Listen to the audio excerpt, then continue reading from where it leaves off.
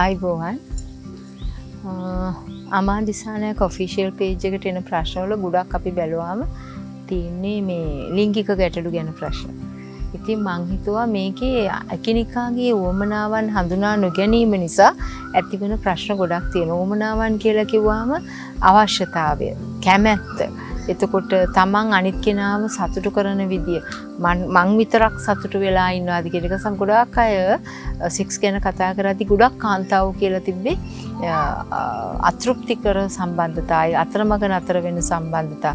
ඒ කියන්නේ මට මතක් වුණේ ඉන්දිකා උපමාලි මහත්මියගේ අර ලස්සන සින්දුවක් තියෙනවා, ඔබ පමණක් එතරට යන. අන්න මේවා තමයි ගොඩක් තියෙන්නේ.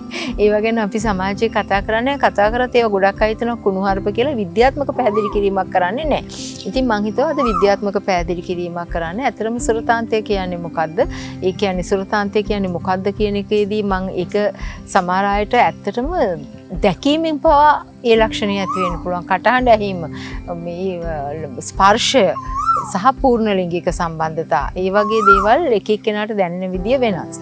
ඉතින් මේ මෙතනදී නම් මම කතා කරන්න හිතුවේ මේ අනිත් කෙනාව සතුටින් තියෙන එක නිසාම සතුටු වෙන එක සමහර මිනිස්සුගේ පුරුද්දක් වෙලා තියෙනවා. තමන් සතුටු වුණත් නැතත්. ඉතින් ඒක හරියට මේ වගේ. දැන් ඔන්න ඕගොල්ලෝ දෙන්නම එකතු වෙලා නුවර යන්න බස් එකේ නගිනවා කියලා හිතන්නකො පිටකොටුවෙන් බස් එකේ නැගලා දෙන්නම AC බස් එක නැගලා හරි බරි ගෑහිලා වාඩි වෙලා නුවර යන්න තමයි හදන්නේ.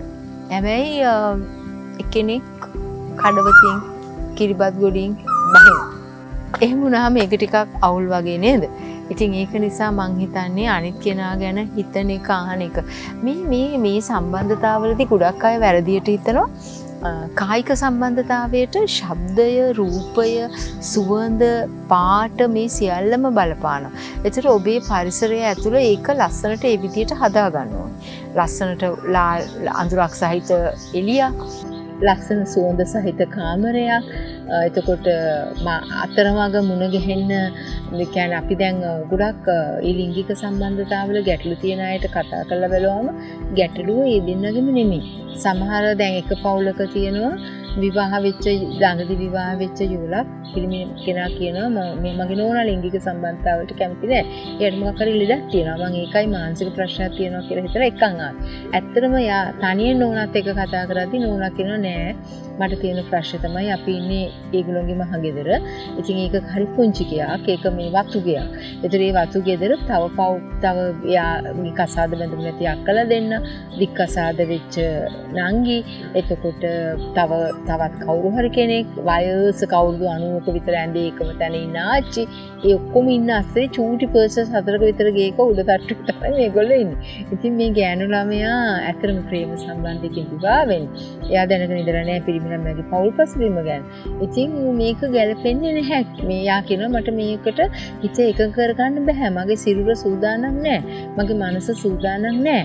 මට පරිසරය ගැලපෙන්නේ නැහැ. ඉතින් මේක ඇඳලා චිත්‍රයක් වගේ ඇඳලා කියලා දීලා ඊට පස්සේ ඒ දෙන්නට ඇත්තටම ඒගොල්ලන්ට ආර්ථික වත්කමක් තියෙනවා පොඩි ගියක් වෙනම අරගෙන යන්න.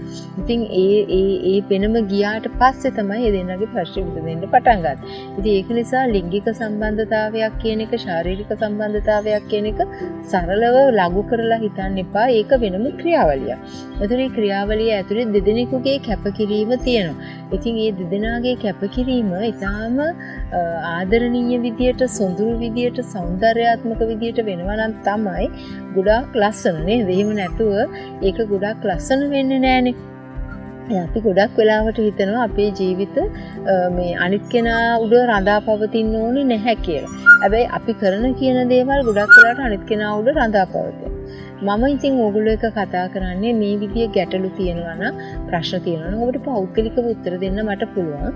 අමා දිසානායක ඔෆිෂියල් channel එකේ FB page එකේ මේ දායි WhatsApp නම්බරයක්. ඒකෙන් අපි සතියක් ඇතුළත ඔයගලන්ට පිළිතුරු දෙන්න. ඒකට අපි ඒක ඇනලයිස් කරලා ප්‍රශ්න එකම විදිය නම් මම කලින් කිව්වා වගේ පොදු පිළිතුරක්, පුද්ගලික ප්‍රශ්නයක් නම් අපි ඔබට විතරක් පෞද්ගලික පිළිතුරක් අපිට දෙන්න පුළුවන්. හැබැයි ඔබ ඔබේ ප්‍රශ්නය අපිට කියන්න ඕනේ. දැනටත් අපිට ප්‍රශ්න ගොඩක් ඇවිල්ලා තියෙනවා. සතියක් ඇතුළත උත්තර දෙන මේ දවස්වල ඒවා අධ්‍යයනය කරමින් යන්න.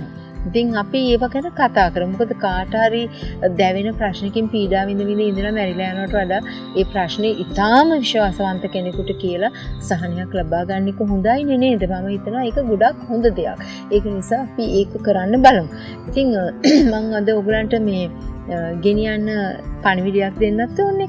ගෙනියන්න දෙන පණිවිඩය තමයි සමහර සම්බන්ධතා තියෙනවා හරියට මේ ඉලෙක්ට්‍රික් ෂොක් එකක් වගේ. ඒ කියන්නේ මේ විදුලිය වගේ. විදුලිය හොඳ පරිපථයකට සම්බන්ධ වුණොත් බල්බ් එකක් වගේ ලස්සනට එළිය දෙන්න පුළුවන්.